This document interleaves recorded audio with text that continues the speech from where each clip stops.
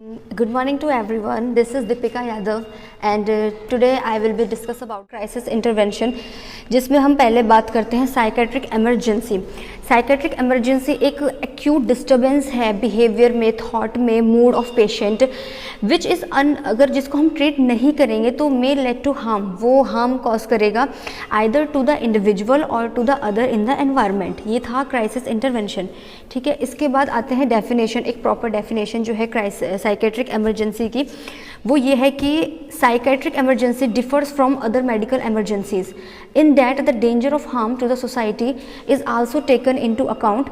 It may arise due to patient's mental state, patient's relatives और due to environment causes. ठीक है, अब जो है इसमें क्लासिफिकेशन, जो साइकेट्रिक एमरजेंसी है अगर हम उसकी क्लासिफिकेशन की बात करें तो जिसमें है 5 है हमारे क्लासिफिकेशन इसके अंदर साइकेट्रिक एमरजेंसी के अंदर। पहला है सुसाइडल, दूसरा है स्ट्रेस, तीसरा है ग्रीफ, फोर्थ है क्राइसिस एंड फिफ्थ है ओवर एक्टिविटी या फिर आप उसको वायलेंस। ठीक है, सुसाइडल मुझे नहीं लगता कि मुझे बहुत ज़्यादा एक्सप्लेन करने की ज़रूरत है, इसको आप खुद से भी पढ़ लेंगे तो काफ़ी अच्छे से आप कर लेंगे। तो सुसाइड में वही है कि वंस आउट टू किल, ये थे वार्निंग साइन क्या है सुसाइड के। अगर हम वार्निंग साइन की बात करें तो change in habit, eating habits में चेंजेस आ जाते हैं, चेंजेस इन स्लीपिंग हैबिट्स में, drug and alcohol use, neglect of personal care and appearance. Then इसके बाद आते हैं reduce attention and concentration and violent action. ये सब थे warning signs of suicide. Antisocial behaviour होता है उनका, इनएबिलिटी टू टॉलरेट क्रिटिसिज्म। ठीक है, ये सब थे। इसके बाद फिर देखो, जैसे अभी हमने देखो सुसाइड के बारे में ऐसे आपको बताया। इसके बाद स्ट्रेस वही जो डेली लाइफ में जो भी पेशेंट है वो स्ट्रेस ले रहा है या किसी और कुछ और बात है जिसकी वजह से मतलब एक माइंड में स्ट्रेस है। तो जो हम अब थर्ड है ग्रीफ हमारा, उसके बारे में हम बात करेंगे कि क्या होता है। कोई भी पर्सन होता है उसका एक रियल लॉस हो जाता है, मतलब कि अपने किसी लव्ड वन को खो देना, एंड देन उस पर वो जो रिएक्शन और एक्सप्रेस करता है उस इमोशंस को हम ग्रीफ बोलते हैं। ठीक है, इसमें क्या होता है, एक साइकेट्रिस्ट होते हैं कुबलर रोज, उन्होंने बताया था इस ग्रीफ के बारे में। और इस ग्रीफ में 5 स्टेप्स इसमें होते हैं जिसको हम ऐसे निमोनिक की तरह अगर बोलें तो डाबडा हम उसको बोलते हैं। डी से डिनाइल होता है जिसका मतलब, ए से एंगर, बी से बार्गनिंग, डी से डिप्रेशन एंड देन उसके बाद ए से एक्सेप्टेंस। मतलब जब कभी भी मान लो आप किसी अपने लव्ड वन को खो देते हो तो सबसे पहला तो क्या है कि डिनाइल, आपको किसी ने कुछ बताया उस बारे में तो आप उसको एक्सेप्ट नहीं करते हो, आप एक्सेप्ट आप एंड में करते हो, पहले आप डिनाइल ही करते हो कि नहीं ऐसा नहीं हो सकता। उसके बाद एंगर, ऐसा क्यों हुआ मेरे साथ ही, ऐसा क्यों हुआ, हम गुस्सा आता है, हमें गुस्सा दिखाते हैं हम लोग, तो एंगर भी होता है। इसके बाद बार्गनिंग, फिर हम भगवान के सामने मंदिर जाते हैं, प्रे करते हैं कि ऐसा नहीं होना चाहिए, काश ये झूठ हो, ऐसा ना हो, हम बार्गनिंग करते हैं इस तरह से। इसके बाद डिप्रेशन, जब उस पर्सन को पता चलता है कि नहीं ये जो अभी तक वो सुन रहा था, देखा उसने, वो सब सच में सच है, तो उस टाइम पे उसको डिप्रेशन होता है, फील करता है वो डिप्रेशन को। एंड देन लास्ट आता है एक्सेप्टेंस, क्योंकि ये सारी स्टेजेस के बाद एक्सेप्टेंस पर्सन को अंदर आता है कि वो एक्सेप्ट कर लेता है अपनी उस सिचुएशन को और आगे बढ़ जाता है और वो अपनी फिर उसी लाइफ में वो जीने लग जाता है और वो खुश रहता है। फिर जो भी कुछ हुआ वो एक टाइम पे फिर उसको एक्सेप्ट कर लेता है कि ठीक है ये तो सबके साथ है, ऐसा होना ही है, कभी किसके साथ कभी किसके साथ, तो ठीक है, वो एक्सेप्ट कर लेता है अपनी उस सिचुएशन को। तो ये तो इसके थे ग्रीफ के। अब हम इसके बाद क्राइसिस के बारे में हम थोड़ा बाद में बात करेंगे क्योंकि इसके बारे में आपको मैं डिटेल में बताऊँगी। फिफ्थ है ओवर एक्टिविटी और है वायलेंस। ठीक है, ओवर एक्टिविटी एंड वायलेंस, नाम से आपको पता चल रहा है कि ओवर एक्टिविटी एंड वायलेंस थोड़ा एग्रेसिव टाइप उस टाइप में इसमें रहता है। अब हम जो डिटेल में बात करेंगे वो है हमारा क्राइसिस। जो हम क्राइसिस के बारे में पढ़ेंगे वो है ये, crisis words has 2 meanings, danger and opportunity. Intro की बात करें तो देखो, व्हेन पीपल फेस प्रॉब्लम्स, जब कोई पर्सन फील करता है मतलब फेस करता है प्रॉब्लम्स को, तो वो अनेबल होता है to resolve by well tried defence mechanism. The great need for an individual in this situation is to find some significant person who will support him at least for some time. वो ऐसे time पे ना एक ऐसे person की तलाश में रहता है कि कोई पर्सन उसको सपोर्ट करे कुछ टाइम के लिए, एक पर्सन की ज़रूरत होती है उसको। A crisis is sudden event in one's life that disturb mental state result from a stressful event. Crisis भी वही है कि किसी स्ट्रेसफुल इवेंट्स के थ्रू किसी पर्सन का मेंटल स्टेट डिस्टर्ब हो जाना, उसी को बोलते हैं हम क्राइसिस, ठीक है। इसके बाद अगर हम बात करें फेजेस, अगर हम बात करें फेजेस ऑफ क्राइसिस में, तो इसके देखो 4 फेजेस होते हैं। फेज़ 1 की अगर हम बात करें तो इसमें क्या होता है, दिस स्ट्रेस में बी फिजिकल, इमोशनल और सोशल टाइप, ठीक है। जो क्या है इंडिविजुअल है वो फील करेगा strange kind of tension and this stress में भी फिजिकल हो सकता है, इमोशनल और सोशल टाइप।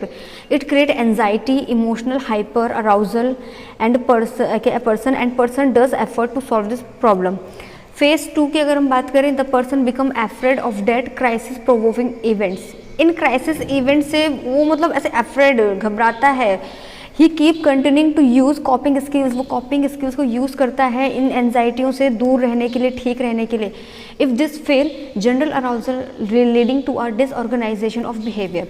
तो अगर ऐसा वो नहीं कर पाता है तो उसके बिहेवियर में डिसऑर्गेनाइजेशन आ जाता है। फेज़ 3 की अगर हम बात करें, इंक्रीज एंजाइटी एंड स्ट्रेस। जो फेज़ 3 है उसमें एंजाइटी और स्ट्रेस और ज़्यादा बढ़ जाएगा and make a person unable to use the defence mechanism adjustment effectively.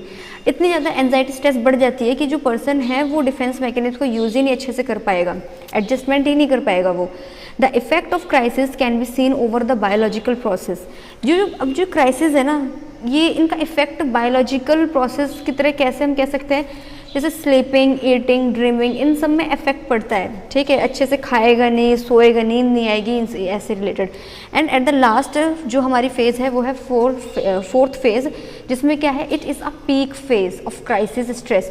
The stress remain as it was despite of many problem solving efforts. If there is no still resolution exhaustion occurs, ठीक है। ये सबसे ज़्यादा मतलब peak जो stress anxiety है वो सबसे ज़्यादा at a highest peak level पे पहुंच जाती है एट द फेज़ ऑफ 4। ये थे इसकी चारों फेजेस के बारे में। अब इसके बाद अगर हम बात करें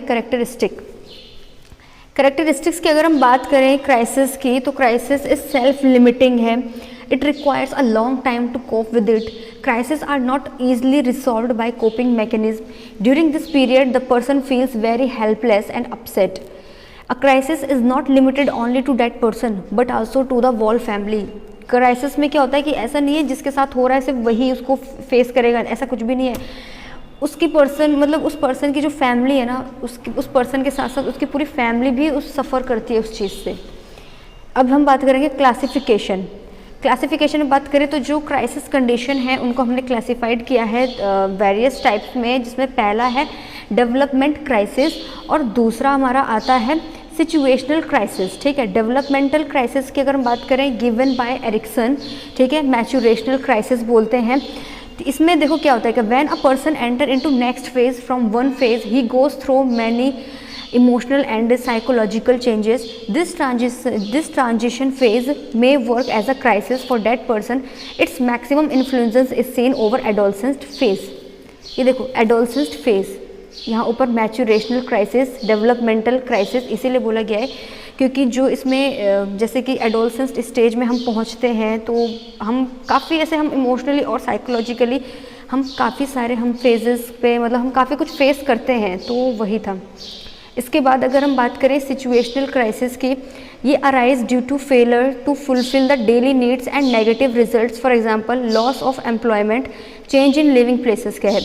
डेवलपमेंटल में तो वो तो एडोलसेंस में जो हम जैसे जैसे हमारी एज बढ़ती है, हम मतलब ऐसे एडोलसेंस में जाते हैं तो हम काफ़ी ऐसे फेस करते हैं इमोशनली और साइकोलॉजिकली, वो तो उसका था। सिचुएशनल क्राइसिस में आप अपने डेली नीड्स को पूरा नहीं कर पा रहे हैं एंड उसकी वजह से जो आपको फिर रिजल्ट्स ऐसे नेगेटिव ये सब चीज़ें होती हैं, उसको हम बोलते हैं सिचुएशनल क्राइसिस, ठीक है, जिसमें है loss of employment, change in living places. अब इसके बाद है गोल्स। देखो गोल्स क्या है क्राइसिस इंटरवेंशन के, ठीक है। तो सबसे पहला इसमें ये होता है कि to decrease the emotional stress, उस पर्सन के इमोशनल स्ट्रेस को आपको कम करना होगा। पहला गोल है ये क्राइसिस इंटरवेंशन का। दूसरा गोल है reach a solution for a particular situation that precipitate the crisis. आपको उस सॉल्यूशन पे पहुंचना है, एक पर्टिकुलर सिचुएशन, मतलब कि एक जो पर्टिकुलर सिचुएशन है जिसकी वजह से क्राइसिस हो रही है, आपको उसके सॉल्यूशन तक आपको पहुंचना है। दूसरा गोल है ये क्राइसिस इंटरवेंशन का। And the third goal is help the individual to return their level of functioning before the crisis. Crisis से पहले वो पर्सन, पेशेंट कैसा था, नॉर्मल फंक्शनिंग थे उसके, वो वापस से उसी लेवल में पहुंच जाए। ये एक तीसरा गोल है। तो ये 3 इसके हमारे गोल थे क्राइसिस इंटरवेंशन के, ठीक है। अब ये थी प्रिंसिपल्स क्या होते हैं, principles of crisis intervention: simplicity, brevity, innovation, pragmatism, proximity, immediacy and expectancy. ये इसके प्रिंसिपल्स थे क्राइसिस इंटरवेंशन के। एंड इसके बाद टेक्निक्स यूज्ड। अब हम इसमें बात करेंगे कि जो क्राइसिस इंटरवेंशन है इसमें टेक्निक्स हम जो यूज़ करते हैं वो क्या क्या है। Sedation, suggestion, environment modification, behaviour modification, mental ventilation देंगे, abreaction, clarification, provide support, manipulation, increase self esteem. ये आप देखो इंक्रीज सेल्फ एस्टीम स्क्रीन पे जो है लास्ट पॉइंट है।